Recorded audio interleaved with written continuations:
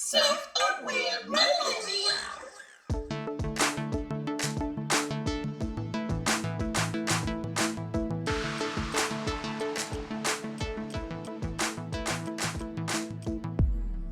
Hey everybody, welcome back to another episode of the Self-Aware Millennial. I am your host, J.Mix, and we got a great episode coming up. But first, I want to give y'all a couple of announcements. So I want to let y'all first know that, Black Lives Matter every day, but I'm finally going to give y'all a break this week and talk about something that I have been wanting to go into detail about since this podcast premiered. I also want to let y'all know that TSAM will be premiering new episodes on a bi-weekly basis for the time being while I restore my mental health. If y'all have not been following me within this last week, I've gone into another anxiety and depressive state. I would consider it more high functioning because I'm still able to get my task done, but I'm exhausted, y'all. I am just putting so much energy out into this, holding my employers accountable, and it's taking a toll on me once more. So I'm taking more time off so that I can dedicate not just to being able to do that, but also I'm going to take this time and take a real break, honestly. If y'all know me by now, I take my mental health seriously, and I'm going to hold myself accountable to that, and make sure that I am taking care of it so that I can further let y'all know how you should be taking care of yours by being able to take care of mine. Like, it's counterintuitive if I don't. But I'm not going to bore y'all with a large announcement today. I actually want to get into this conversation because this subject matter is one, broad AF, and we'll need several episodes to really dive into some of the topics we will be discussing. And it's also touchy and gossipy for lots of folks who will be listening in.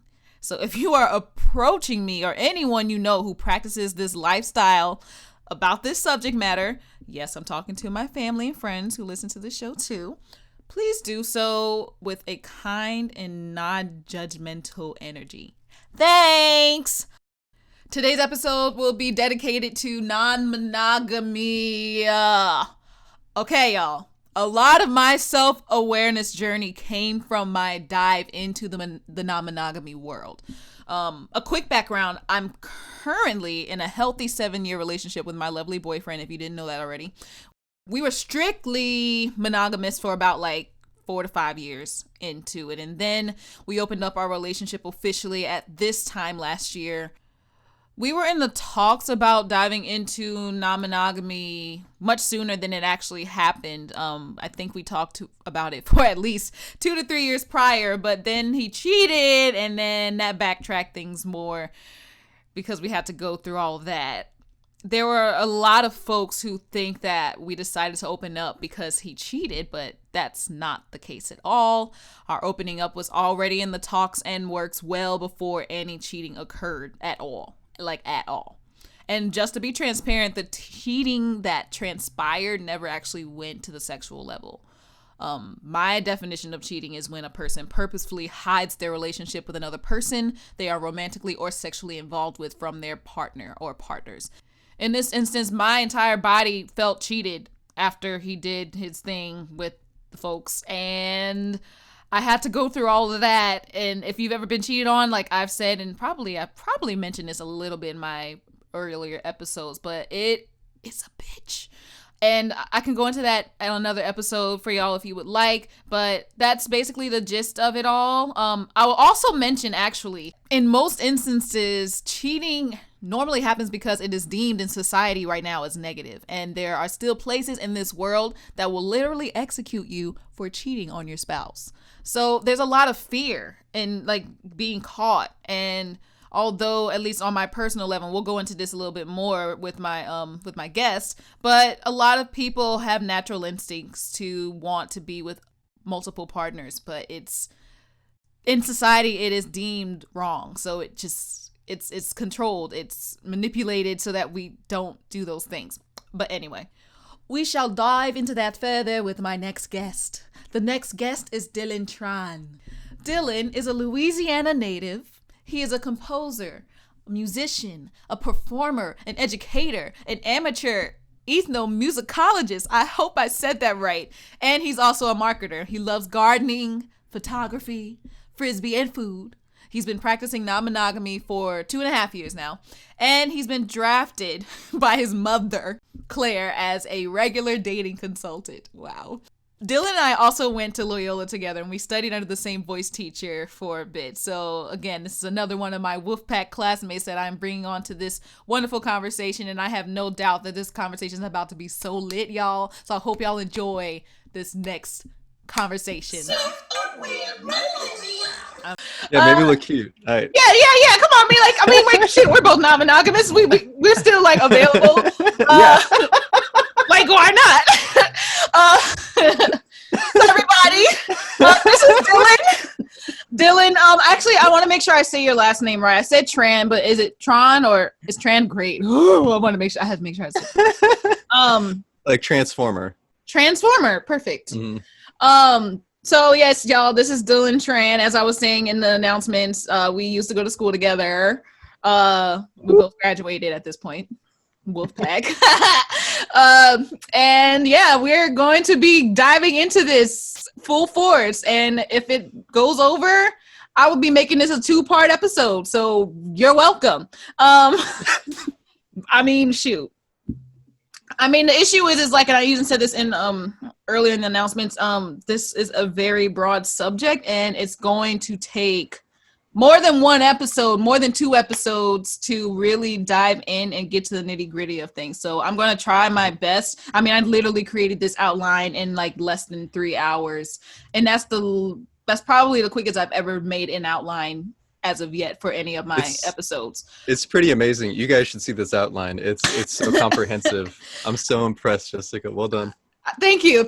I've had some other episodes to get to this point, but also it's great because this is the kind of subject matter that I already am very well versed in, and it's easier for me to kind of structure it in a way that makes sense for someone that doesn't really know much about it or wants to know more, but it's just so much vast information out there that they can easily get misconstrued.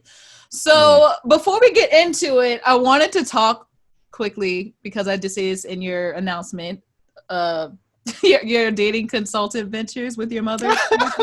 Please talk about that. I'm really interested in hearing that. Sure.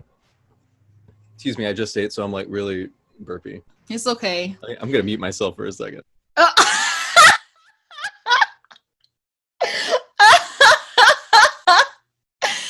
Oh my gosh, that's hilarious.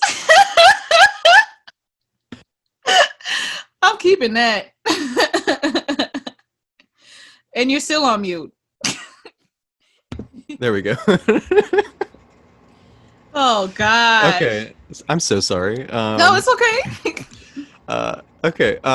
Yeah, my dating consultation adventures with my mom. So I need to be careful not, because like a lot of it's her business, so I need to be careful not to say anything too specific. Yes. But I'll just say that like, so my dad died 9 years ago, this past July, I think. And that he was the only person my mom had ever had a long, serious relationship with. And so she spent, some years after mourning, her world was like totally rocked. Yeah. And then she kind of got into dating again, and maybe the past like 4 years. And she didn't really date as a teenager. She didn't date, as a young adult. And so it's been so weird because she is having all of these experiences that I had when I was 16, 19, 20, 25, but she's having them now, as an adult woman. And so it's really hard to see, because I've been there, and also I'm super empathetic. And so I am like feeling a lot of the heartbreaks when they come along, and I'm feeling the deception too that she experiences, and I'm feeling, the struggles of miscommunication right there with her. But she knows that I practice as best I can, ethical non-monogamy. Mm-hmm. And so she will often, I'm kind of like a dating, I mean, I'm not a dating expert at all, I but feel like like, most of us aren't, but then somehow we end up being, especially non-monogamous folks. I feel like we become the dating gurus of some. yeah, you got to think about it, and you should have to think about so many different things. And in the process of doing that, you learn some stuff. And but Mm-hmm. anyway, so it's just my mom coming to me a lot for advice, and us just having really long talks, and you know, just trying to empower her to like stand up for herself and insist on respect. And the biggest one is to understand that, you know, just because my dad, you know, who was a you know, Vietnamese refugee and who lived in America in the Deep South for a long time, just because he treated her a certain way, that doesn't mean that that's the way that she should be treated, Yeah. you know. And but it's been really cool. It's been really weird. Why? Why is it uh, weird? it's weird because it like it. I mean, on a personal note, and I'll try not to get too tangential, but it exacerbates this personal issue I have of like the reversed parent child dynamic, Oh you yeah, know. yeah. And so it's which was it didn't necessarily start when my dad died, but it was definitely catalyzed it, you know, when he passed and I was the oldest guy at home. And I mean, I literally had to like go and start working at his job that he left because he Mm-hmm. went to the hospital. I started working there, and you know, to buy groceries and stuff. And it was just I mean, at the time I was like, you know, this is the noble thing to do, this is what I should do. But in hindsight, it I see it as like one of the roots of like these weird feelings I have about that reverse dynamic that I experience a lot, Mm-hmm. you know. And with my mom, I mean, she just met my dad so young, and she will admit this to anybody, so this isn't like secret information. Yeah. But she met my dad so young. I think she was 10 when they met, and Holy! he Oh was my goodness! disclaimer, he was 23 years old. And When she was that, 10? yeah. Oh wow! Yeah, that's a whole, I mean, there's like cultural differences, but it's it's super problematic. And Yeah, that's a whole nother episode right there. that's like, that's a talk for another time. Um, and yeah, there's many other funny family kind of messed up stories that I can tell another time. But all that to say, she didn't really get a chance to be like a kid, you know? Yeah, she And never got a chance, as like some folks like to say, she never got to go through her whole phase or something. yeah, exactly. She kind of like became a wife and a mom super early. Yeah. And so because she didn't get to grow up, and because we had such a big family, my dad had 11 kids. And so there was always, for 35 years, there was always a baby in the house. And my mom, rightfully so, would direct all the attention at whoever the baby or babies were, right? Mm-hmm. And so that leaves then the older kids to sort of co-parent each other, Mm-hmm. which, depending on your temperament, you know, not many 10-year-olds make super awesome parents. Uh, so it's like, it's kind of weird. And so it's, yeah, just this kind of role that I felt for just my whole remembered childhood, which was exacerbated when I was a teenager and had to, you know, go take on like more physical manifestations of like adult responsibility. And I have tried to come to peace with it, but it kind of I fall off that peaceful horse every now and then. Yeah, yeah. And so sometimes, for that reason, sometimes it feels strange that my mom will come to me for advice, and then I have to, you know, reach back into my depth of dating wisdom Yeah. and share. And I mean, it's really cool, and I'm grateful for like the opportunity, because it, of course, like, you know, talking through those things with people um, can do anyway a lot for your relationship, and Yeah. it can teach you a lot about yourself. And it reminds, and whenever my mom, you know, comes to me with these issues, it reminds me of the standard that I should have for how I treat the women that I'm involved with. Yeah. and yeah. Cool. So that's my quick tidbit on my mom. Sweet. Well, thank you for sharing that. Yeah. Thanks. Before we get into like our actual icebreaker, I wanted to know like what type of non-monogamy are you currently practicing? And also, are you like solo or are you partnered right now? At the minute, I'm solo. Mm-hmm. Quarantine kind of like hit a restart button on a lot of it. You know what I mean? That is a whole other subject right there. Just quarantining as non-monogamy. Oh, anyway, yeah, keep going. Sorry, I'm. Well, this is really. I can give you like a quick 1 minute tidbit. Okay, let's go. That it's just somebody told me. My friend Taylor told me about it because she. We were just talking about, being non-monogamous in quarantine, and she just mentioned a funny fact that someone did some research and some thinking and decided that the most ethical way to be non-monogamous during quarantine is to see your partners in 2-week increments. And okay, yeah. Partner, you see partner 1 for 2 weeks, and then you just them, and then you stop seeing each other, you get tested, you see what happens, Make and then sure you see everything's partner good. A, for 2 weeks. That's smart. And I was like, man, that sounds like a lot of work. Like maybe I'll just masturbate, that's like way easier. But I mean, I guess it honestly depends on how much you want to see them. That's the other thing. I think there's I think there's like an example of what you mentioned in the outline, the hierarchical there's a hierarchical, right? Yeah, we'll get into that. But before that, I want to answer your question. Sorry. Yeah. Sorry. Yeah, I don't really know. It's right now I feel like I'm starting over. I had a bit of a spiral recently and over in quarantine, and I decided to sort of like stop with like the dating romance part. Yeah. And I've kind of getting a little more into it. There's one person that I'm seeing semi-regularly. Yeah. But she's doing her neurosurgery rotation right now, so at the most it's like once a week, which is like exactly what I your cup do of right tea now. Yeah, absolutely.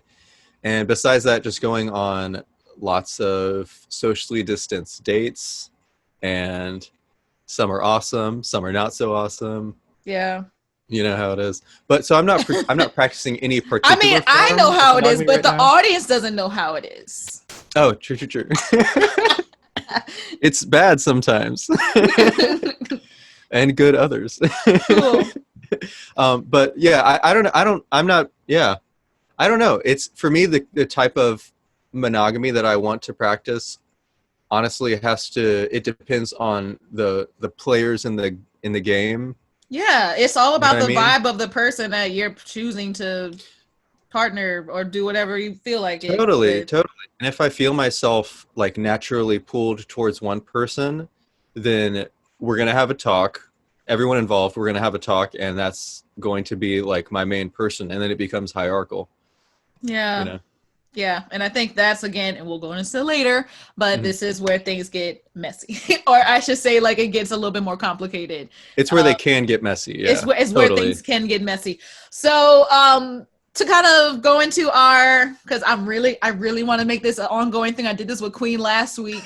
But, so my icebreaker this week is based off of a weekly interactive series that I premiered on my Insta story last year. It's called Ponytails. I asked my friends to tell their tales with a ponytail in their head, and I give them the name of the topic, and then I basically ask them to do the same thing. Like, I'll say what I gotta say, and then they say what they gotta say. I don't think I have a ponytail. It's okay. We will have an imaginary ponytail for you. Could like CGI it? Yeah, I guess we could. Actually, we'll give see. me 1 second. Give me 1 second. Oh gosh. Oh goodness. You have a ponytail holder? Oof.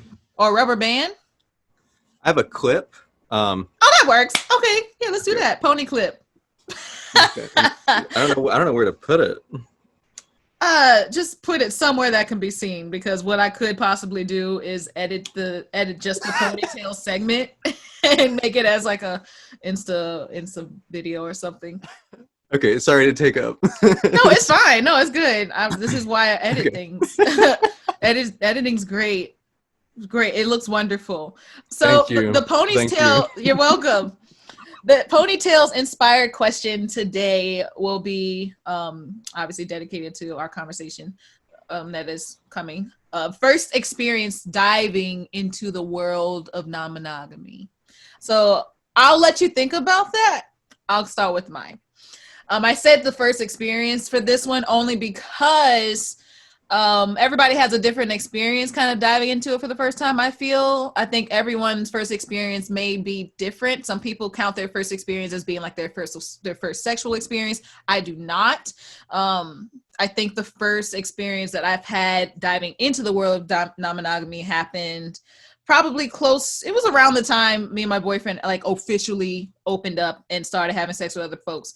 But this person that I actually approached was one of my former coworkers, and it was the most nerve-wracking thing I've done in my life in a very long time. I basically kind of confessed my feelings for him, and it was like so cool because he was so chill about it. He was just like, okay,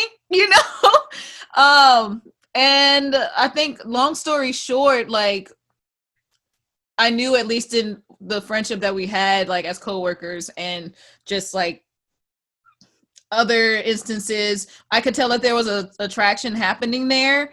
And I thought that he was really cute. And so I wanted to, push forth and like really dive into me and my boyfriend had already been talking about like with non-monogamy and like what we need to, like what we're possibly going to do to like dive into it. And I was just like, I'm going to start by letting this person know that I like them.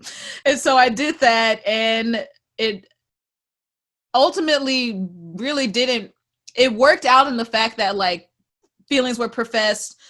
There was reciprocation there, but the issue was, at least with him, was that he's not into non-monogamy like that. Like he wants a monogamous partnership. He was not comfortable with me being with my boyfriend and also, having relationship with me at the same time. So it didn't work out, which was cool. But the conversation, like, I remember it was definitely one of the hardest, most fulfilling things I had done in my lifetime at that point. And I was just like, if this is how it's always going to be, like, growth is great. It can be uncomfortable, but like, damn, like it's great once you get through it, once you get past that threshold.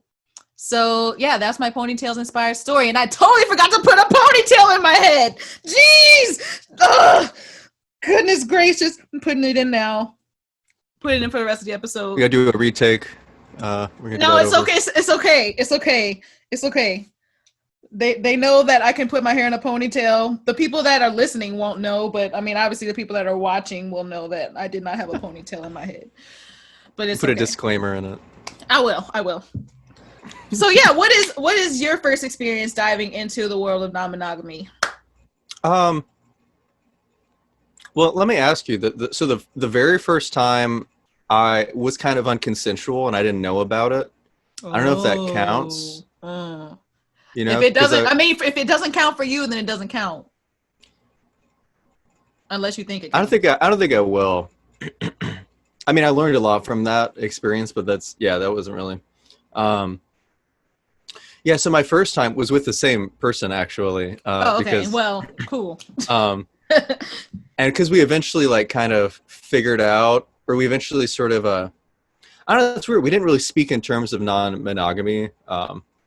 It was like we liked each other and we were seeing each other. And I was like head over heels. And so I very much considered it a relationship. And I, told her that I didn't want us to like see other people.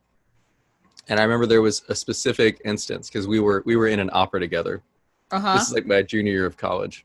Gotcha. And she had some friends flying in from like way upstate, upcountry, from the north.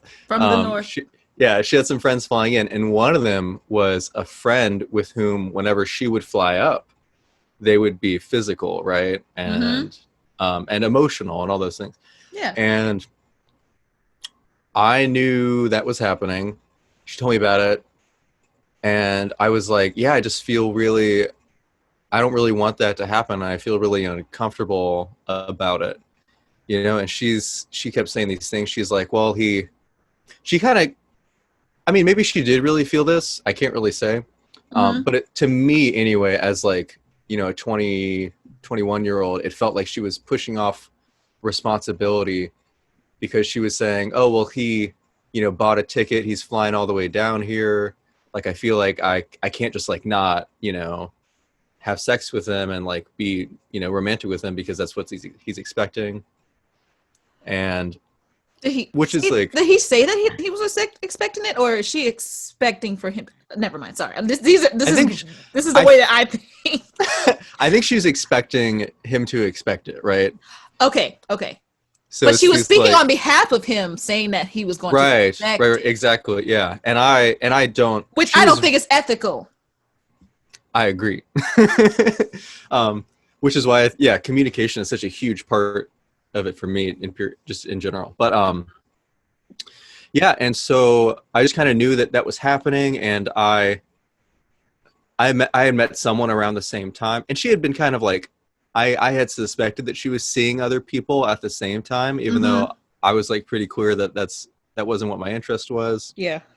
And she was kind of like, well, and then we both kind of brushed it over. I didn't stand up for myself, and she didn't, you know, follow up with me. So, but I had met someone at the same time who I thought was, you know, who I was really attracted to and thought was cool. And we kind of became pals, and then things got kind of physical, and I didn't really want to. At the time, I wanted to be monogamous with the person who I was seeing, but I knew she wasn't being faithful to me. But she had she had a weird form of blessing from me because I knew about it. Oh, gotcha. You know what I mean? It's like, oh, so if it they was know, like it's treading the okay. waters, not really. I understand what you mean. Right, you know, and I totally should have been clear with what my boundaries were. But also like, but you may not even known at that point, like that was even a thing to have boundaries in the first place. very true. Yeah. Totally. I mean, you're freaking college, like. Yeah. Even then, I don't know. I consider myself a late bloomer in a lot of ways too. So I feel like I was just sort of like learning all those. Like I didn't date a lot in high school, and so I was like just kind of figuring all this stuff out. But anyway, so I sort of like almost begrudgingly began participating in non-monogamy. And the pinnacle of that moment I remember is it was the night of the show, and we had the show, and we both performed, and it was like we had lead roles. It was so exciting. And I was just so upset because I knew she was going home with like another guy. We had this triumph together, and I knew she was going home with somebody else. Yeah. And so I, you know, hit my friend up, and I'm like, hey, what are you doing after the show? Do you want to like come to my place and have sex and whatever? And I just remember like in the process of doing that, knowing that, because she lived like really close to the dorm that I was staying in. It was like literally 2 blocks away. And I was just like, man, like she's 2 blocks away, sleeping with this other guy. Like I can't not sleep with somebody else.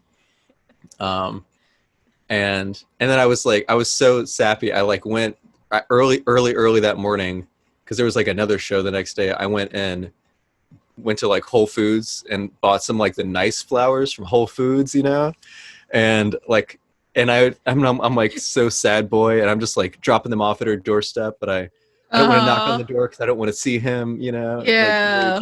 Like, Dang. Yeah.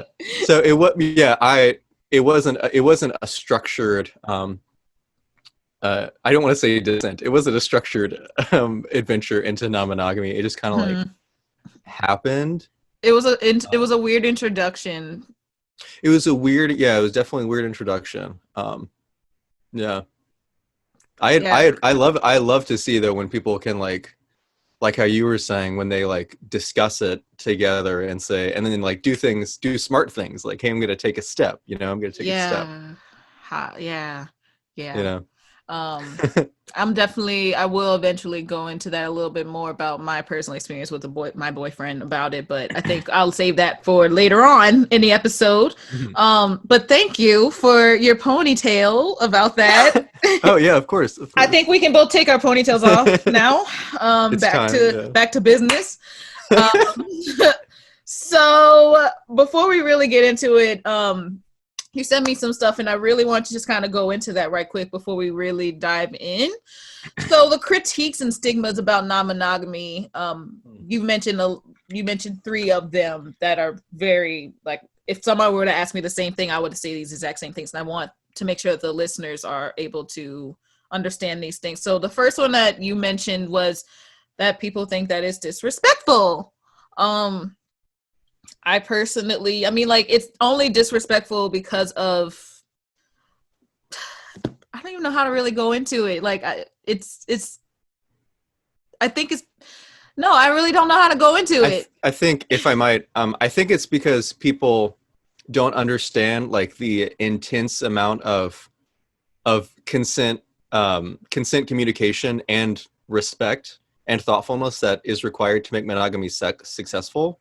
Yeah. And I think when people hear monogamy, they think of the sort of antiquated, stigmatized version of it, where it's like there's a harem, you know, or there's something like that. You said monogamy. Wait, you said monogamy twice. Did you mean to do that? I meant non-monogamy. Oh, okay. Okay, I was about to make sure. I was like, sorry. Yeah. So I feel like when people hear non-monogamy, they think they're not aware of like the immense amount of consent, communication, like respectfulness, thoughtfulness that is required to make it successful. Yeah. And they think of the sort of antiquated, pictured form of non-monogamy that we see in like movies and stuff, where there's like a harem and there's, you know, this and that, and it's like a guy and he's like, you know, subjecting all these women to a thing or whatever. Yeah, like it's unnatural. I think they're also, they're also bringing up a lot of feelings. You know, if they've been cheated on, those are like really really hard feelings, and it's, for some people, that's just really triggering. And I've been there and I totally understand. Yeah. The other one that you mentioned was that you put no time, which I kind of got. Were you saying, like, does that mean like you just don't like how can you juggle 5 relationships at once or something like that? Was that what you were like? Yeah. Okay. Yeah. Cool. Okay. Which is like, it's a little irksome to me because I mean, for a lot of college, even now, I have like worked multiple jobs and then still like done projects outside of that and still managed to, you know, do non-monogamy. Yeah. And so it's always been, I don't get angry, but it's always a little irksome when someone's like, I don't have time for that. And I'm like, you think I have time for it? Right. It's not necessarily something that, like, yes, you do have to schedule your time, but you got to do that in just your regular life anyway. When you're like trying to, you know, have like, I don't know, little dates with your own like friends that aren't your sexual partners, like family, friends, like you compartmentalize your time all the time for others. You can totally do it for like maybe 1, 2, 3 other folks that you are seeing non-monogamously. So yeah. And I mean, I'm sure you have that experience a lot as like a, you know, podcast creator, also performer. Also yeah. My time management is, I mean, thankfully, especially with quarantine, like they're like, I don't know how you do it all. I'm like, I still feel like I'm not doing enough now, because like I was doing all this before quarantine, and now that I have all this extra time, I mean, I still don't have time, but like I'm already used to managing my time, and I will always, like they say, you can make time for things that you want to actually do. And my thing is, I do so many things that I want to do and that I'm passionate about that I make time for them. I just need to learn how to manage my time better. Yeah. I totally feel that. And so the third thing you brought up was that it's unnatural and that it's bad for children, which is, I don't get that. I never got that as well. But I think that's, again, just another, almost an excuse to just keep it manipulative. Yeah. within society. So, but you also brought up, it brings up an interesting point about colonialism. Um, Well, it, yeah, it's just interesting to me, like the history, how like humankind before Western expansion, 83% of, actually no, 81% of indigenous societies were polygamous of some sort. yeah. And Professor Kim Tallbear, who's a native studies professor at the University of Alberta, talks about compulsory monogamy and mentions how it's like, she just talks about how like in native and indigenous societies there are all these different forms of romantic and sexual relationships, Yeah. and how it's interesting to look at, okay, who are, in terms of demographics, who are the people that are deciding what is and is not appropriate for how we live our lives. Hmm. And you can take a guess, yeah. But and then Uh, Noah, Yuval Noah Harari, who is a author and anthropologist, and it has a book called *Sapiens*, where he talks through like the whole like first, I don't know, 10,000 years of humankind. And there is a chapter about how non-monogamy operates, or how it worked in many prehistoric societies, and about how good it was for children, it because the society had more progressive values than we have now. The yeah. responsibility, instead of being shirked, was embraced by all of the would-be fathers in the community. Mm-hmm. And there's actually, and if you watch, I'm sure you've seen the series Explained and the episode on non-monogamy, but she makes a point about children who had multiple fathers actually had a higher chance of survival in those societies, which is really interesting. Yeah. Um, but that again would require like a whole like re-manipulation of our values, and that's a lot. Right. But it's just worth noting the tie, I think, between like white Western colonialism and how that sort of kick-started this, what is now this like worldwide idea of how you should love, you know. Yeah. I'll also mention, just because you are on that subject, and I tried reading this book, but maybe somebody else will have better luck. I did not get through it, but it's called Sex at Dawn, and it's by what's his face, or Christopher Ryan and Casilla Jetha. I'm butchering those names. I'll put it in the show notes, y'all. But it kind of really goes into like the prehistoric origin of modern sexuality, and it really dives into non-monogamy. Like it's great. Um, so I'll put that in the link for y'all, and definitely check out The Ethical Slut. I'll mention this again in the show notes for y'all. But that was like my book. Like that book was Mhm. just kind of like, I mean, I had already read it after I like became non-monogamous or whatnot, but like it was a great book. So for you guys, I gave a copy to my mom, actually. you did of The Yeah. Ethical Slut. Yeah, because she Yes. well, she was dealing with some things, and she's like, polyamory, and I'm like, you don't have to read the polyamory parts, but there's so many good points about like boundaries and communication, etc. Yeah. She was My like, goodness. okay. Okay. Well, for like okay, so for the millionth time, before we dive in, I have one more thing that I want to let the audience know before we go into this important part. So I wanted to just like spew some more facts while we're on the facts situation. And this is according to today.ugov.com.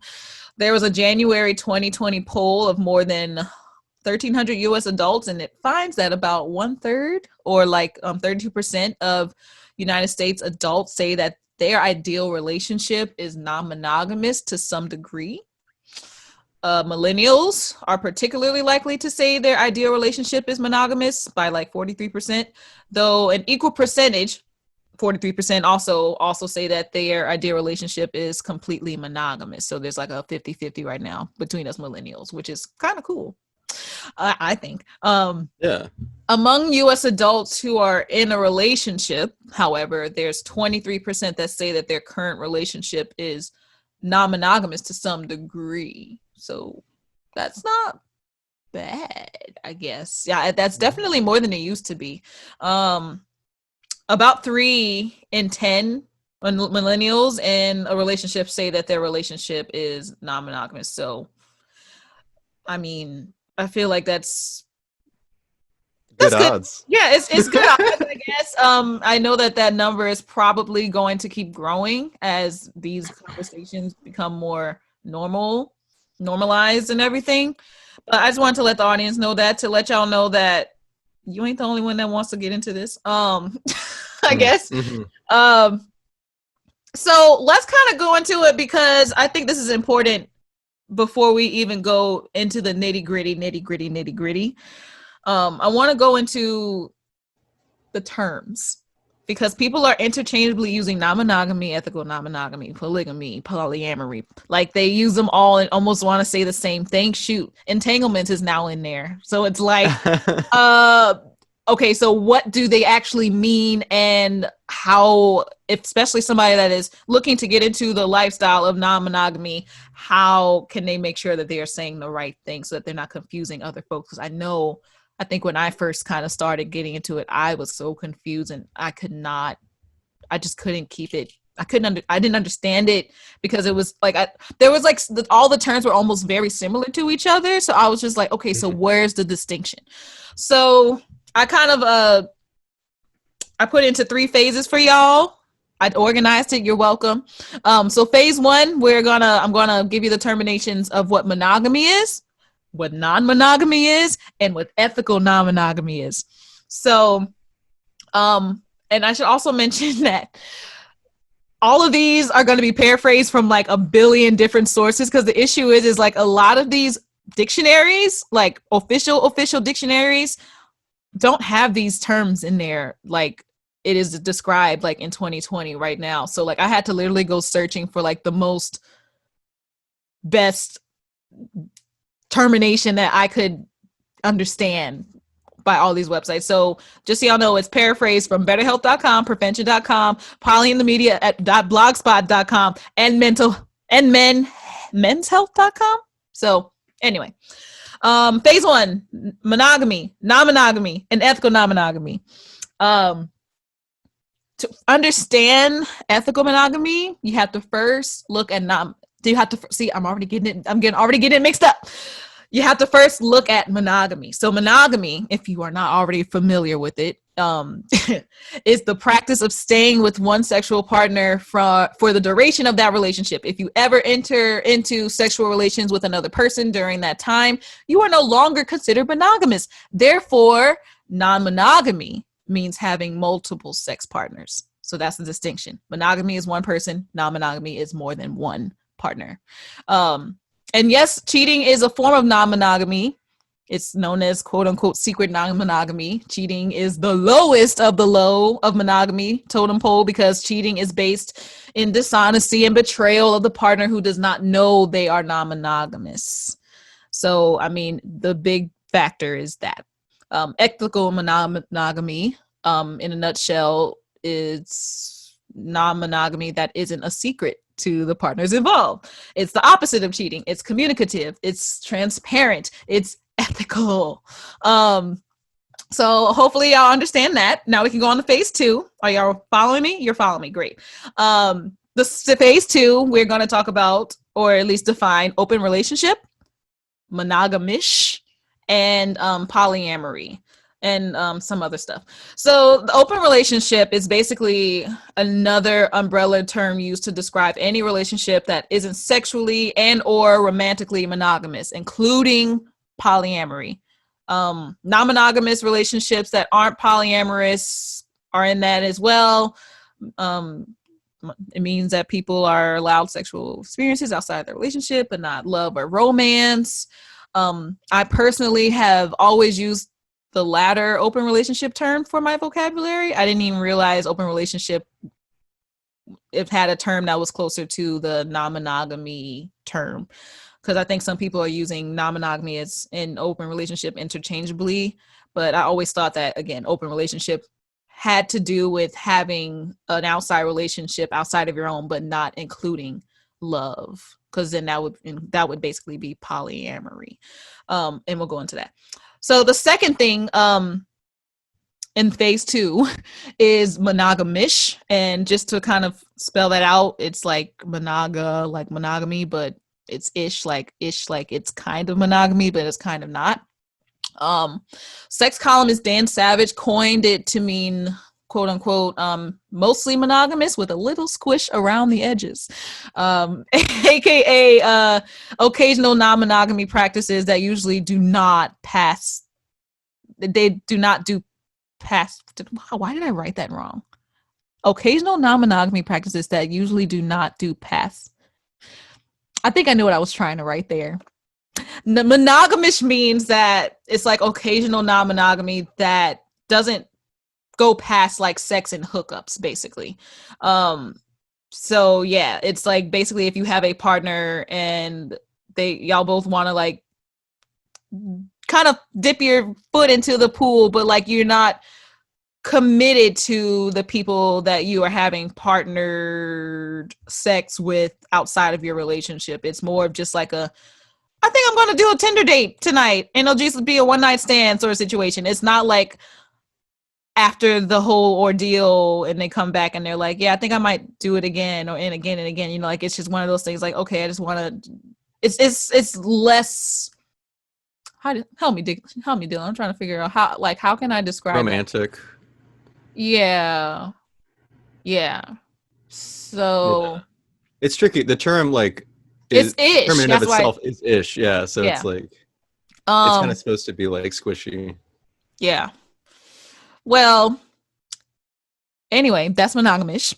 And the next one is polyamory, which basically means many loves. Polyamorous relationships are different from most other open relationships because it's the intention of partners in a polyamorous relationships not only to have sex outside of the primary relationship, but also to find love. So, and I mean, it's agreed upon between everybody. And there has been, and I will go into this, hopefully go into this later, there's been definitely many instances where people start off in open relationships and then it morphs into polyamory situations, entanglements, however you want to say it. Right. The last one in phase 2 I want to go into is polyfidelity, which is a term that a lot of folks may not be familiar with if you're not in the non-monogamous world, but it's basically one form of polyamory. It could also be called a closed polyamorous relationship, aka like a throuple, which is a 3-person couple, but it's closed. So it's basically monogamy, but with a third person. But I think when most people think about non-monogamy, they think about throuples. They think about threesomes. They think about, threes. They don't think, it's, or love triangle. I don't know. Like they don't see it out of that. They don't see it out of the triangle. They don't realize it could be a hexagon. It could be a whatever zagon. It can be anything. It can, yeah. So phase 3, and this is for the advanced folks. Once you get those, once you get phase 1 and phase 2 termination down, you can move on to phase 3. So phase 3 includes polygamy, swinging, and relationship anarchy. Okay, so polygamy is what I think a lot of people get polyamory mixed up with. They are thinking about, they say polygamy all the time, and I'm like, it's polyamory. Stop saying that. But basically, polygamy is multiple spouses or many marriages. It's when you're married to more than one person. Like, and the main thing is that you're married to them. It's not just a relationship. You are, I guess, in a way, you're not really legally married, or you're married in some sort of way. The next one is swinging. I think a lot of people also, when they think of non-monogamy, they think of swinging. Like that's one of the first things that come. They're like, oh, so you're a swinger. No, it doesn't necessarily mean that you're a swinger. So swinging is when a committed couple engages in sexual activities with others as a form of recreation. It's an activity a couple does together, and it's usually considered part of their shared sex life. Yeah. And I think couples sometimes couples swing together and they also are in open relationships outside of that. Like I know with me and my partner, we do that. So we have our fun together with others and then we'll do it separately. Like it's kind of just interchangeably how we're feeling, And the last one I want to talk about, or at least define, is relationship anarchy, which basically means that people refuse to, these folks in monogamous relationships, they refuse to define the relationship in any way.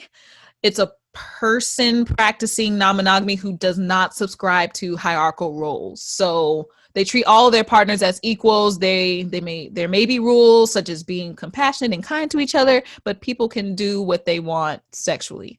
There's no rules, there's no hierarchy. So that is all of the terms. And there's so many more that can be done. There's so many more I could have included, but those are the most important that I think, especially since I will be going more into this later on. These need to be laid out so that people know. And I hope that this helped somebody out there know what these terms are. And so that whenever you're approaching me or anybody else in this lifestyle or want to talk to anybody, you will be knowledgeable and self-aware about these terms. So anyway, I also mentioned that while we're on the subject of self-awareness, you would think that self-awareness is the forefront leader of the ability to practice ethical non-monogamy, but it isn't, because there are so many folks, myself included, who go into this lifestyle thinking that boundaries are not needed in order to thrive and survive. But boundaries matter. And especially if you are in a partnership with someone trying out non-monogamy for the first time, there are also folks who go into this lifestyle for the wrong reasons. Some do it just to make their partners happy. Some do it as an excuse to hook up with their crush, but would not be okay with their partner doing the same. So it's like unbalanced, like it's dumb. And then some solely do it for bragging rights. Yeah. So now that we got all that out the way, we can finally get into the nitty gritty. Finally. And now Dylan can join me in us discussing this, because I think this is also a big misconception. Rather, it's the biggest fear of why a lot of folks don't go into non-monogamy, because they know, and most of us will have to face our jealousy. The jealousy of it is what gets most people, I think. So let's kind of discuss our feats with learning to overcome that in our experiences. Like, do you have like a self-care practice that you normally use? Can you give me like 1 second? I'm going to turn this light off in the back. Okay.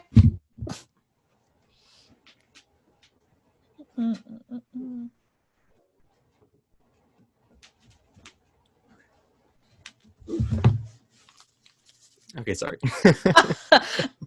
It's okay. Gosh, I was just reading, my sister, she just sent a Facebook post about an hour ago. She says her neighborhood has goats now in New Orleans. Like, they have goats. Oh, nice. Yeah. Probably all the yoga. Right. Yeah. There's peacocks too, where she is. Oh. Peacocks and goats. So yeah, let's discuss our feats.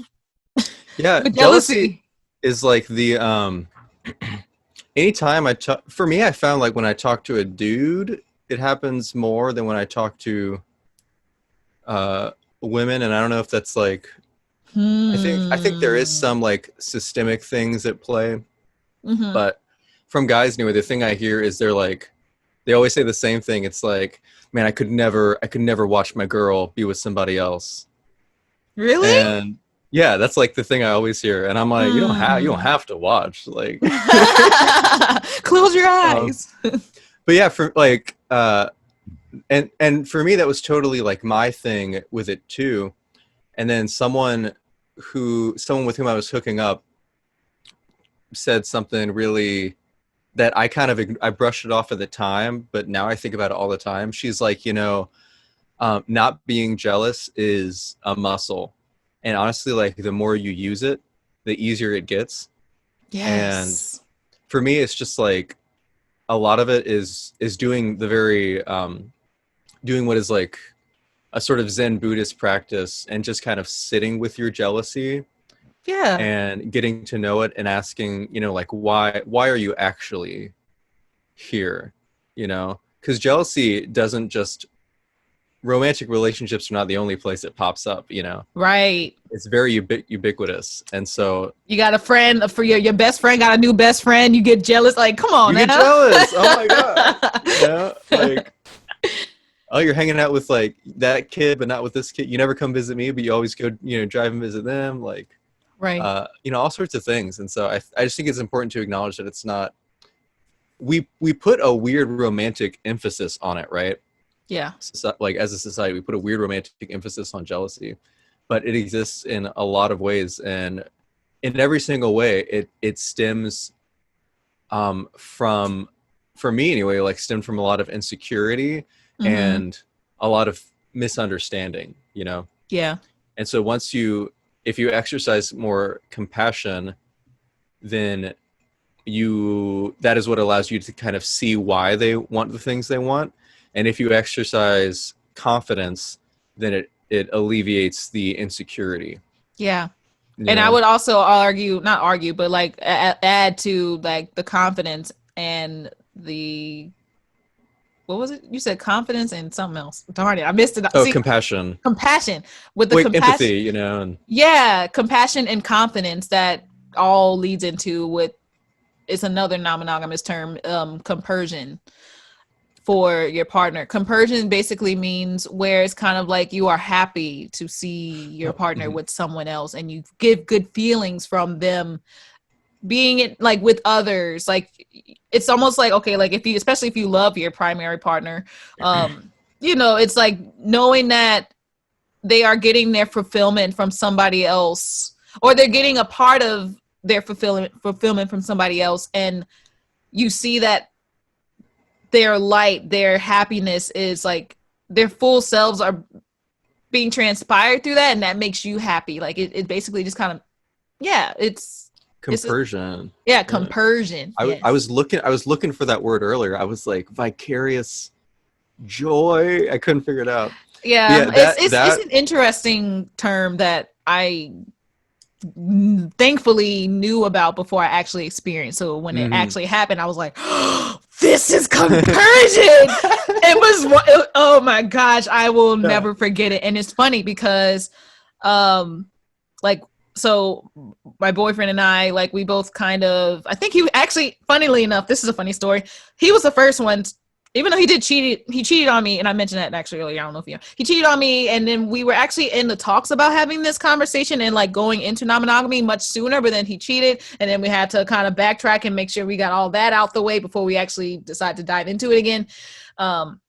But he was the first one of both of us to hook up with or like have sex with someone outside of the relationship ever.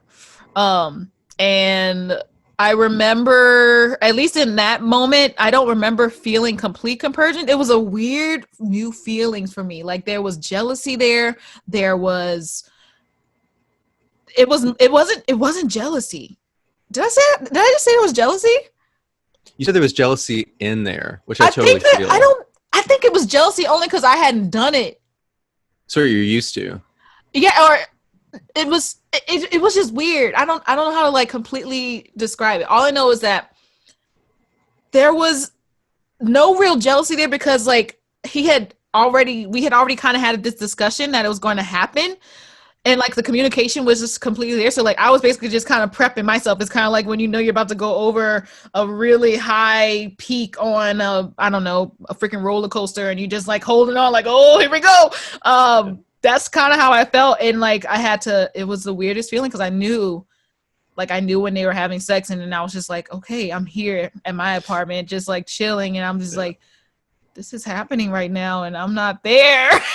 You know, it's a weird feeling. So how long did it take you, because like compersion has taken me a lot of practice. Like I've had to like be really bad at it and then get better. How long did it take until you felt like it was an easy, like natural thing for you? I think it had something, It got easier, I think, as I also was able to have experiences with other folks as well. Once I was able to understand like the feelings I was getting from others and like realizing that, I mean, sure, it's sex. Sex can be great. Sometimes it can be bad. And realizing that like just because someone is having sex that you care about doesn't mean that their sex was great, that their sex was great. Doesn't mean that like that they're like going to run off with them or anything. Like it literally is just like an animalistic need. And you know, it's okay. Like, and I have to think about it that way. I'm just like, you know, there's just times maybe I want to have sex with this person instead of you. And it doesn't have anything to do with your performance. I just want this type of sex today. So I'm going to talk, you know, like, and that's kind of how, I mean, that's kind of how we're, or at least I personally am treating it at the moment. But I also will go into the stigma of the issue, especially right now, especially if you're partnered. In the non-monogamy world, it's a lot more difficult for cis males to find partners than it is for cis females or cis women. So the issue, at least in our relationship right now, is that I'm getting much more feedback, more folks that, you know, want to do, and he's not getting not nearly as much because of the stigma. Like, think about it. Let's say you're a single woman, but you know, you're really into monogamy and you got a guy that you really think is cute and and you swipe right all of a sudden to realize, shoot, he's already in a relationship, in a non-monogamous relationship, but I want him all to myself or something like that. You know, like there's just so many, I feel like, especially with cis women or women in general, a lot of people want that person to themselves. And it's more common in women to want that than it is in men, unfortunately. And that's just how it is at the moment. But in regards to jealousy, how I kind of, again, feeded it was being able to have my own experiences and understanding, you know, more about how big of a deal it actually isn't. Yeah. Yeah. That's a good way to put it. Yeah. I had something else I was gonna say, but again, my brain always just boop boop. So No, I feel you. We can come back to it. Yeah. If you want. I also wrote down, I wanted to make sure it was a side note, or at least when I wrote side not, because I did not put the E at the end. Who needs it? Yeah, right. I'm gonna read it off. Even once you enter into the non-monogamous world with your partner, jealousy is all too rampant and common because most of us are coming from monogamy positive societies and are still learning how to destigmatize what we have been taught to believe and feel about non-monogamy. With this understanding, boundaries are usually not able to be set in stone with these partnerships because you know, there's an issue of neither partner knowing what to expect from their sexual encounters with these new partners that they've never had to experience before with the knowledge of their other partner. So there has to be room, especially if you are a couple that's wanting to go into this, there has to be room to make adjustments as needed. Because, I mean, shoot, and this is a big scenario, like what if the boundary was that you couldn't have sex with somebody? You can have sex with them, but you can't catch feelings. Because if the feelings are caught and the partner becomes jealous, you know, it's a thing. So, you know, a lot of people use that as a boundary, and I'm just like, at least for me, I already knew, like, when me and my boyfriend were talking about boundaries before we like dove into this, because we did a good job. Like, we literally, I think we were talking about this for years, and as we got more and more serious about it, like, we just kind of honed in and like made sure, okay, this is what they say you need to do. We got to do this before we do this. We made sure to, like, you know, put our boundaries up, and we made sure, like, as things transpired between us and other folks, that the boundaries were reconsidered, and just like we just kept changing things and kept, you know, revising it to make it so that we are both comfortable. One of our first boundaries one of the first boundaries was something that never even worked for me, was that, you know, don't catch feelings for folks. And I'm like, I can't control that. I can't control that. I'm one of those folks that like, I'm definitely a person that if I catch feelings for somebody, I'll let you know about it. I will try my best. I mean, I guess it also is reciprocal. Like, again, non-monogamy is one of those things where you have to communicate. If the other person does not want you to have feelings for them, they will cut it off. Or like, those things need to be discussed before like feelings keep, because once you in there, it's really hard to get out. So if you can already like kind of see that it's happening and that it's something that you don't want, you can easily cut it off. But the more you dive into it, the more, I think what most people like to call is new relationship energy. That's another Good way to put it. termination. It is. It's the honeymoon phase I of totally feel most that. relationships. Yeah. And I definitely experienced that, I think, several times within like the couple of folks that I've hooked up with within the last couple of months, years, months, I don't know, time. Where is it? I think I think new relationship energy is normal, but obviously there are definitely times where like new relationship energy it's so much more apparent with certain vibes, and that's why I like to make sure that. And it's, I don't know. I can, again, that is not even on script. We will talk about new relationship energy on another episode. Yeah. Because that's a lot. Let's discuss the importance of communication and transparency in relationships of the non-monogamous lifestyle. Mm-hmm. Oh, okay. Oh, okay. I'm like, I'm so sorry. no, Okay. you're good. It is, I mean, so this has been my absolute favorite part of non-monogamy is that Mm. in doing so, I have developed tools that have just made all of my other non-romantic, non-sexual relationships so much richer, so much more fulfilling, so much safer, Yeah. so much more comfortable. And it's just like super imperative, and it's something that I did not experience a lot in my first like consensual conscious attempt into or dive into non-monogamy. I think I was a senior in college. I had a girlfriend. I really, really liked her a lot. We were having lots and lots of trouble, and the thing happened to me that has been happening to me since I was a little boy. I just like I was just so physically attracted to other women, or Uh-huh. just like period, and I just really wanted to like um talk to them and maybe even like, or I just wanted to take the opportunity to potentially be like physical with them, Mm-hmm. and I always, monogamy was always a problem, it obviously, and uh I didn't even know about non-monogamy, in my childhood, and so when I found out about it, I was like, what, like this could be a thing. But anyway, we tried it, and one of the big downfalls was that it was not communicative and it was not very transparent. I would call her sometimes to see how she was, if she wanted to hang out, and I had to kind of, sometimes she would talk to me a long time, or we'd hang out, but other times she'd be really short, Mm-hmm. and kind of like, oh yeah, well I gotta go, and Yeah. and kind of dismissive of whatever I was talking about. And I eventually learned like, oh, when she's like that, it's because she's like on a date, right? Yeah. But I'm very like hair of the dog, right?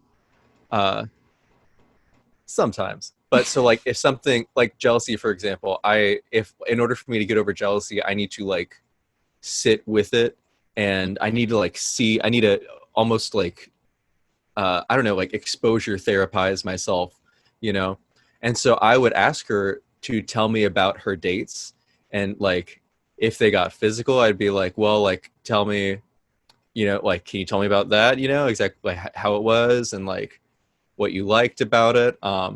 Right. And also because it was like, and she was just so resistant to that, and I understand that that was a boundary for Mm-hmm. her, but it was frustrating for me because that I really felt like in order to be okay, I needed to know. And Yeah. also, like, if you're having sex with different people, like, I feel like they're for safety reasons, like that should be Right. something you discuss. And we Right. actually ended up, big announcement. I have HSV2, everybody, um, which is really not a big deal. I take daily antivirals, but and every woman I've ever been with has been super awesome about it. But we ended up both like catching it, and we still to this day like don't really know who from who. And I think a lot of that is like because we're just not very we weren't really transparent about like who we were sleeping with. It was like Yeah.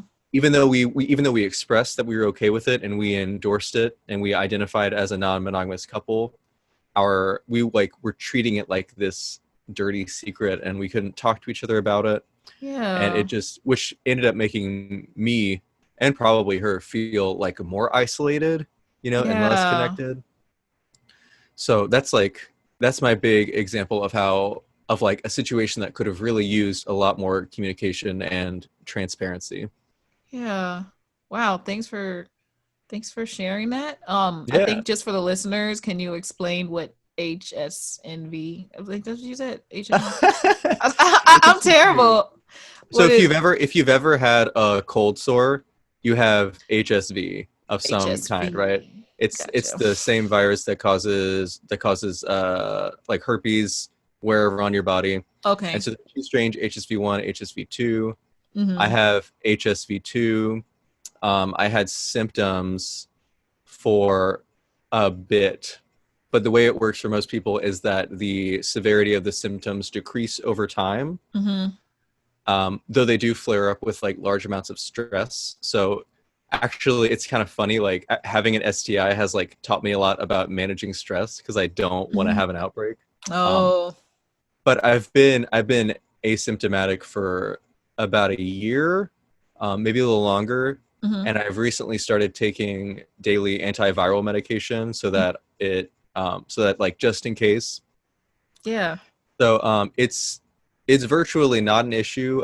I was really scared at first because of the stigma of like the stigma behind sexually transmitted infections, and Yeah. I never wanted to. I was like so scared to tell people, and I was like, no woman is ever going to have sex with me again.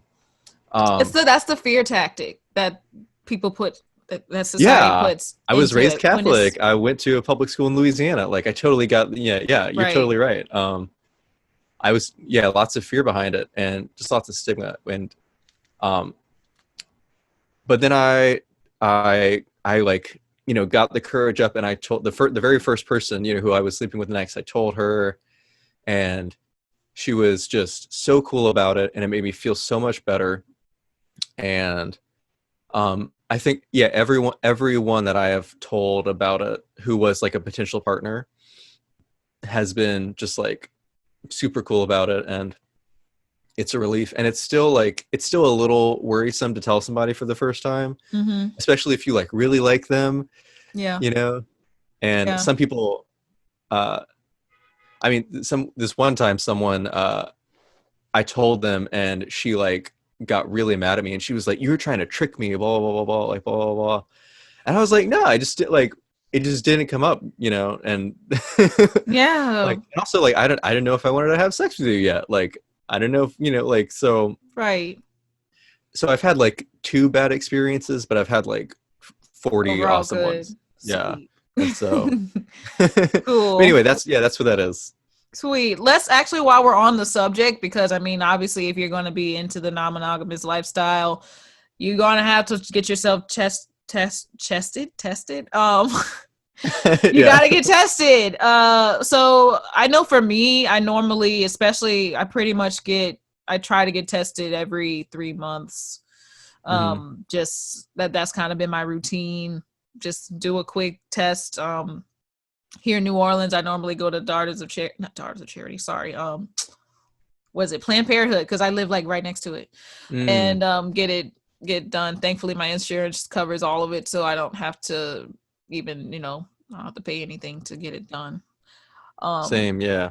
but Which is great. I would say like if you have frequent partners, to get them much sooner. Yeah, Don't wait people 3 say that months. the most ethical thing is like every time you have a new partner, like get Yeah, tested afterwards, you know. yeah. And And isn't there like a waiting period that you should like wait before you actually take the test? Like, oh God, I just had sex with somebody. The next day you go take the test, like, or should you wait like a week or something? I I don't remember, there is an incubation time. Um I feel like it was 2 weeks when I last heard. Um I think but I'm that's not right. sure. Yeah, Let's look it up sometime. right. Um, so okay, cool. So incubation period. Let's just say it's 2 weeks for now. But I mean, for me, normally I just wait 3 months. Two to Because four. Oh, it changes. especially, Okay. I mean, yeah, it's gonna change depending on like who you decide. Like it really, it's gonna Mhm. depend, and you can't really. At least for me, I don't. I plan for it, but I don't. Um, Well, I just looked it up and it said like each STI has a different incubation period. So I guess what you should do is take your best guess at which STI that you contracted or that you might have right. contracted. Or go with the STI that takes the longest incubation to like or whatever kick it, and then get tested to shoot. We But will have to defer to the experts on that one. I'll do some right. research. Anyway, y'all get tested if you're planning to just have like any sort of sex partner, just Hmm. out of respect for any new potential partners, and if you have a primary partner that you are with, just get tested and to make sure, because like the other thing is about open relationships and non-monogamy is that now there are more people in this equation. There's more bodies that deserve respect, that deserve to be Hmm. considered and felt as though like they are human, that they're not disposable and stuff. Like you have to still treat people like people unless you consensually decide with this person that you are not going to treat them that way for reasons. Right. Uh, and that's the thing, like you need, like that is why, at least in my Tinder profile, I'm like, yo, I am, and I haven't really been on Tinder lately. I just kind of, I want to take a little break because I was just like, especially during this quarantine, I was just like, this will make no sense. This make no Yeah. sense to even be on Tinder and everything. But like, I let people know, like, I'm up for non-consensual. I'm sorry, I'm up for consensual experimenting, and as long as it's consented, I will do whatever. But again, if it's not talked about ahead of time, then I'm not going to feel comfortable doing it. So anyway, get tested, y'all. Let's Hmm. also, to kind of wind things down, to kind of trail us back to what this episode and what this podcast is, the self-aware millennial. How has your self-awareness changed since diving into non-monogamy? Um, m- since diving into since diving into non-monogamy, my self-awareness has just grown a whole bunch. Because I mean, it if you look at like what are the challenges at first, it's there. Some of them are jealousy, implementing boundaries, transparency, and uh, communication. Yeah, but anyway, all those things like boundaries and jealousy just require, in order to, the only way to cure them, besides like maybe some desensitization, and I'm not super keen on desensitization. I feel like desensitization breeds resentment, and so Mm-hmm. because it's like, anyway, but yeah, the only way to cure those things is to like look into yourself and figure out why you have to uh like why you're having those feelings in the first place, Right. and when your partner comes to you and they tell you about them being with someone, and you feel that little monster pop up, Yeah. and whether it be jealousy or anger, or resentment or whatever, it's that's just not sustainable, right? And Mm. you can't it's not healthy to, I mean, you're going to feel what you're going to feel, but as far as like understanding it, it's not healthy to like keep that unexamined. Yeah, to keep it in and not let it out. And I mean, I think the other thing with, at least within, like, if you're in a partnership where another partner that you have is also in another partnership, it's even more important, because now you have like you're in a relationship with somebody, or you're partnering up, or you're having sex with whatever it is. You have your partner, and then you have sorry, I got to start using other terms. You have your primary partner, and then you have your, I would guess we consider this, because secondary partner's primary partner. And that, if it's hierarchical in that way, yeah. And it's important for all people involved, whether they are sleeping with you or not. Like, God, I forgot the termination for like your primary. I forgot the name for your primary partner. I'm sorry, your secondary partner's primary partner. What is it called? It's like, it's Kevin. What? I thought it was called like, darn it, what's it called? Metamor. It's called Metamor. That's so cool. Metamor. Yeah. Medium love. I don't remember. Hold on. Hey Siri. Oh dang! Come on, see. Oh, I have it on Do Not Disturb. That's why. It's like you told me not to bother you. Yeah, no. Let me look it up right quick. No, metamor definition. Yeah, a metamor is your partner's partner. For example, your wife's girlfriend, who's not romantically or sexually involved with you. And a paramour is an outside member of a marriage. For example, the girlfriend of a husband in a polyamorous marriage. Dang, I did not know that. I did not know about the paramour. I knew about the metamor.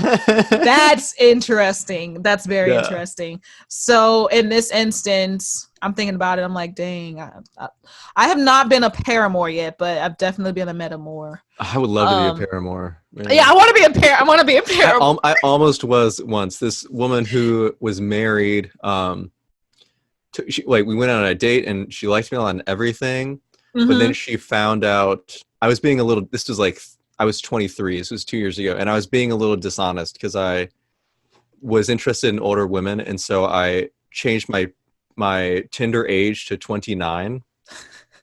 But then I was like, this feels a little dishonest, and so I put in my bio, I put actually 23. And that was like my cop out to be like, well, it's in my bio. Yeah. But I was definitely trying to like. But that's the other thing about Tinder. Some people don't be reading them profiles, and they just swipe right. They see what they like, but they don't actually read about the person. And get really upset when like they're on a date and it's like, oh, you're non-monogamous? You didn't. Oh, I mentioned that in the profile. Like that's the first thing I mentioned, but whatever. Yeah, no, totally. But yeah, but then she found out I was younger, and then didn't want me to be her paramour anymore. And I was like, darn, you're so cool. Dang. Yeah, that's the other thing. Yeah, that kind of happens with. Yeah, that's not even like a non-monogamy issue. That's just a ageism thing, right? Did I get that right? Yeah, I don't know. I mean, they're like, it is in the sense that we're different ages. I don't know. I don't. But also, like, 23-year-old guys are like by and large kind of shitty, and so yeah, like fair enough, you know. Right. Well, oh god, I didn't even say like how self-awareness has changed since my diving into non-monogamy. Yeah, please. So for me, when it comes to at least self-awareness, I think a lot of it has come forth because of me diving into it. Only because there's different elements about myself that I have been able to be like, I've been, it's like I get a chance to introduce myself to myself by having these experiences with others, because every different person brings out a different energy in me, and it's something I'm not able to, like, it's weird, like I don't get a chance to necessarily see it if I'm just with one person romantically. So seeing that I have other romantic, or not even just romantic, but like sexual personas with different folks, it's like, dang, I didn't know I could be like this with this person. it's just, again, like, it's the vibe of every person that I interact with, and it really just depends on, you know, how we vibe, or just the energy. Like, it's not like I can, it's interesting, like, I can obviously be the same sexual partner to every person, but it's always just going to transpire in a different way because of who the individuals are as people. So Yeah, it's just it's very like perfume. interesting. Yeah, it's like perfume. I like that. I like the termination. So yeah, I think when it comes to self-awareness, I've been able to be more aware of my potential, or like aware of, I'm much more better at, I don't know, kind of morphing myself into what complimenting another person, not just like, you know, intellectually, physically. And it's given me a higher it's given me definitely a higher awareness about it's so funny. Another thing I definitely become more aware of now that I'm in a non-monogamous partnership is that I see people that are in monogamous partnerships, and I see them trying to combat their non-monogamous tendency. And I'm like, I see right through that now. I'm just like, this. Yeah. Yeah. So I'm like, I don't know. It's definitely. I love the plane that I'm at right now with it, because like, it's easy. I can easily tell when someone is attracted to me, and I can, like, I'm not afraid to go for it because I have a partner that is okay with me going for it if I want to. Um, at least with us, it's just like keeping the lines of communication open, and as long as things are talked about beforehand, there's really no malice or ill intention or issue with it. We know that there may even be times where, like, it's kind of sudden and we only get like a text message from each other that is about to happen. But it's okay because we told each other beforehand, and that is okay. And yeah, so yeah, self-awareness for me, like, That's awesome. being Cool. self-aware is, I will definitely take most of my self-awareness. I will take non-monogamy. I'll take the credit of non-monogamy, like 80% of why my self-awareness is where it is right now, because I'm able to have these. I've already gone through the uncomfortableness of everything that you have to go through to even like get into this sort of lifestyle. So it's kind of Mm. like, okay, we've been through this, like, especially with my boyfriend and I, we've been through cheating, we've been through non-monogamy, we've been through the phases of jealousy, we've been through X, Y, and Z. Okay, what else is there? We're still together. What else is there to do? Like, I mean, again, we've swang with folks, swang. Um, we've had our own individual partners. Both of us have been, well, okay, I should say one of us have had, like, I would also say I've also been in a situation, or I guess I should say an entanglement. Mhm. I don't really know how to describe it, but where, like, the relationship or the friendship, the hookup ship, because it was a Tinder date, started off as just a Tinder date. You know, you're thinking like, oh, it's just gonna be a date and that'll be it. It turned into like me realizing that I'm polyamorous, because like we Mm. both basically developed strong, hardcore feelings for each other. And you know, it's funny, like, you think about it and it's like, but especially when that was going on, I was like, so I still love this person, but I'm also feeling lovey feelings for this person. It was the weirdest feeling. I was like, so this is a thing, like, this can actually happen. This can be a thing. I can love more than one person at once, and everyone be okay with it, technically. Yeah. The if I might, the metaphor that I use, or the reference I use with my mom, is that it's like, because my dad had 11 kids, right? Mm-hmm. And 8 of them are my mom, but she's always like talking about love and her children and the way she disperses it, and Oh how, yeah. it's equal and it just grows. And Right. whenever she's talking about polyamory, I'm like, it's really, to me, it truly, I mean, I don't have kids. I have many siblings, and the ones that I love them all in different ways, but of each of significant, magnitude, and it Right. doesn't invalidate the love I have for other ones, And Right. so my question is always like, what is stopping that from extending into romantic and sexual relationships? Hmm. Why can my love, when you look at like I don't know, and I just like when I see so many wonderful, my wonderful friends and like just wonderful people and partners that I've been like so fortunate to have been with, for our time, it's like, why is like my love and my admiration for these people invalid if there is more than one? Yeah. No, I get that. It's I mean, again, this is in that I think you were talking about. Oh, you know what? It goes into it a little bit in Sex at Dawn book that I mentioned. Mm. But also it also, you guys, with the Ethical Slut book as well, goes into that a little bit more as to like, why we kind of stop at that, where we're like, okay, it's okay to love more than you can love all your children equally, you can love all of your friends equally. But I mean, honestly, you're thinking about it, you're loving you. Okay, I like to put it this way. It's kind of like when you have different friends for different things. You go to this friend for this because they're good at giving advice. You go to this friend because they'll tell you the truth no matter what. You have this friend because you'll have a good time with them, but like each friend is valuable in their own different way, and Mm-hmm. they add value to your life. It's almost like, again, like it takes a community. Like it takes a community to raise a child. It takes a community to do X, Y, and Z. Why does it not have to take a community for you to, like, why can't other people love you romantically, sexually, communicatively? Communally, yeah. Communally, sorry. I couldn't Yeah, think of the word. that's a weird one. Yeah. Yeah.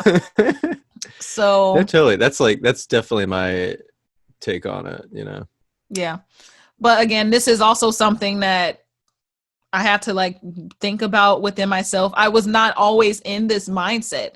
I was in the mindset of most folks that grow up in the monogamous like bubble and have to kind of like really like dive into like what they personally want, what they personally feel is right in this given situation. And I had to literally like step out. And I think one of the this is another one. I think someone actually asked me this question a couple of weeks ago to kind of bring up on the episode, but I'm going to be paraphrasing this, but they wanted to know how we got into it, or like what were like the initial conversations, or like what was like the Mm. first signs. And one of my biggest signs was realizing, yes, I was so upset that he cheated on me. I was so upset that there was just like all these different things that were happening behind my back. But then I thought about it. I was like, I would think about the people that he hooked up with or like had these like emotional attachments to, and I would get turned on by it. And I'm just like, why is this Ooh. happening? Ooh. And I was like, okay, well, if that's the case, then I could I could definitely see him with someone else, like, and I can enjoy it, and I like be a voyeur. Compensatory. What's the word? I thought it was a voyeur, Oh yeah, yeah. voyeuristic. Or I Um, mean, like the feeling of like being happy for your partner when they're physical. compersion, compersion. Compersion. Yeah. Yeah. To be um, compersive. compersive. I don't. Yeah, but no, I think for me it was I don't more know. along the lines of like, I think I was thinking about it from a physical aspect. I wasn't thinking about it from Mm. an emotional aspect at that point. I was like, this is physically turning me on. Emotionally, I'm not cool with it right now, but physically it's turning me on. I had to sit with those feelings, really think about like where it was coming from. And then all of a sudden I was like thinking about it. Like I was kind of turning it around and thinking about myself. Okay, would I want him to watch me with someone else that I find attractive? And I was like, yep. And like that's where I was like, okay, okay. Yeah, this is a thing. And I then it just totally kind of feel that. spiraled from there. I So I feel like a lot of the reason I mentioned earlier how like I kind of felt like I needed to know what she was doing and she was really resistant to tell me. I mhm. think part of the reason that I wanted to know so bad is because I also thought it was like kind of hot. I also kind of had that Uh-huh. voyeuristic thing. Yeah. I don't know. So I kind yeah, I kind of feel that. Yeah. So yeah, and the thing is like most folks, especially in monogamous relationships, they're already on Pornhub looking up threesomes, already looking up plenty of non-monogamous practices, but they're not actually like necessarily like exhibiting it in their day-to-day lives. Like you can tell a lot about a person by what they search on Pornhub. Period. And I mean, it's, you know, people are technically they're almost fulfilling their fantasies through there, and not nearly as many people are exhibiting them in real life. But I mean, again, it's that's their choice. But like, you know, like me, I was just like, I would see porn and I was just like, I want to do this in real life. I don't want to just watch this. Like I could totally do this.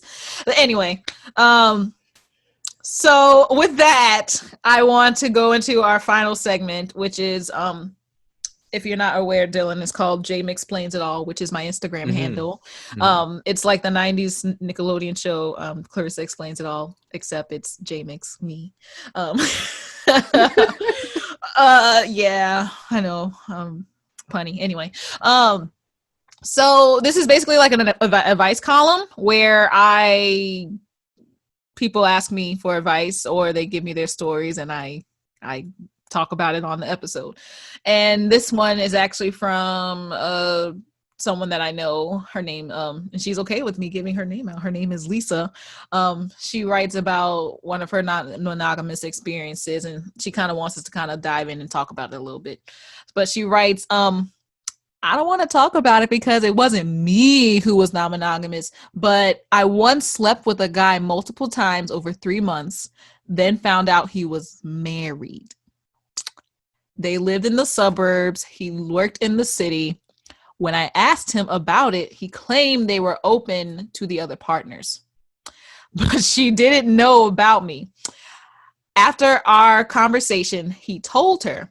She divorced him for telling her after the fact because the real agreement was that she had to know and consent in advance, so that communication was not there. I was pissed because I hadn't been told either, so was never given a choice. I have no idea if feelings were part of the problem during their breakup, only that honesty was. And then she said, and I never felt with him. She never slept with him again. So he lost his wife. He lost her. You know, bad. It was bad all around. So, and she also said, it was a year ago. She saw him once afterwards and he apologized, and it sucked because he was a really nice guy, but he made some shitty choices. Yeah. So I promised her, I was like, yeah, I got to put this on the show. I think personally, I mean, this is clearly one of those scenarios where a non-monogamous relationship was not transparent. The communication was not there. He started a relationship with someone else without telling his primary partner. And he lost both. He lost both partnerships because of it. And I see this happen. I mean, I wouldn't say I've personally seen this happen, but I've read about it a lot with people having this issue. This is definitely one of those issues that I think, especially if you're blindly going into non-monogamy, this would definitely be something that can easily be overlooked. And yeah, you can basically ruin a relationship by doing this. So what are your thoughts, Dylan? Thanks for sharing, Lisa. Yeah, that sucks. I think the part that one of the parts that, I mean, the whole thing like is crummy, but it's a part that jumped out to me is the last. She says, and it sucked because he was a really nice guy and made some shitty choices. And I think it's just like, it's so important for guys and for everyone just to know that like being nice is, being nice is just like not an excuse to be shitty. Yeah. You know, to make shitty choices. Nice people can make shitty choices, and so can bad people. And I think, I mean, in this instance, he almost in a way cheated. He cheated on her. Oh, he straight up cheated. Yeah. So, I mean, yes, they did talk about being non-monogamous, but like he never told her Yeah, he about. withheld information. She said it says that her wife wanted to know in advance, and he did not do that. Right. And like that's like end of story. Yeah. Um, So I mean, yeah, yeah. So just she because you're nice, it doesn't give you a pass. Like do shitty things. right. And I know I've noticed, especially I don't know if with you, but I know with me, people that most of the folks that I have thankfully had the privilege of having sex with during this non-monogamous journey of mine have been very open-minded themselves. They have been very nice people. They have basically been very respectful, consensual, and everything. And it may just be because I'm really picky about who I choose to hook up with. But most of the folks that I'm with, they're nice people. And it makes it difficult sometimes when, some not so good things happen between, like the partnerships. I know I've had a few where it's not even that they made shitty choices. It was just that there was definitely not communication full on, especially if I was dealing with folks that had other partners. There was a lot of miscommunication happening between what I was relaying to the partner and what they were relating to their other partner, like almost Mm, withholding information from the other partner to make sure that the other partner doesn't feel upset about, maybe something that we did or something that we, tried, practiced, or whatever. Uh, experimented you know, with. Yeah, yeah. And I think that's when it tricky. comes when it Yeah. comes to an open relationship, I feel like it's important that everybody involved have the same everybody be on the same page. And I think it's important, especially if you are going into a partnership with someone that has another partner already.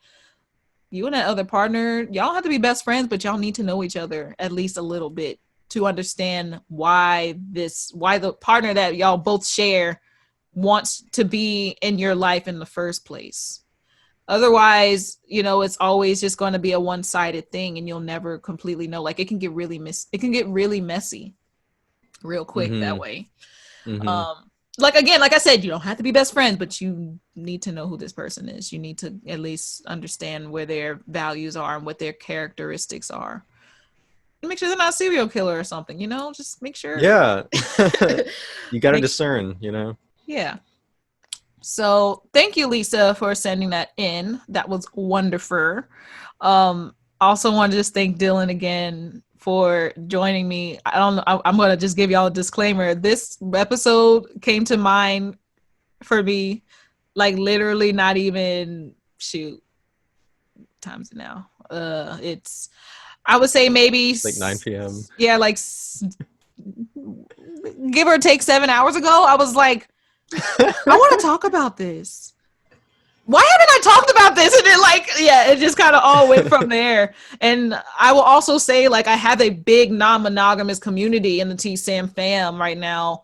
A lot of my followers on Instagram come from the non-monogamy community on Reddit. Mm. So, like this is a hot topic for them and they're always in need of advice and just like perspectives to deal with their own like feats with non-monogamy.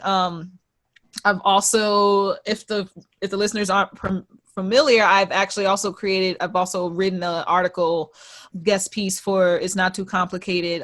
Christina Perez, it's her company. I wrote an article on my relationship with open relationships. It's very generalized. It doesn't go into details about any folks or anything, but it goes into basically my perception as to like, why I decided to go into this lifestyle. And yeah, so it's there, and I'll actually link it here for y'all if you want to take a read. It's maybe about 5, maybe 10 minutes long. I don't know. I never really actually timed it when I read it when I wrote it.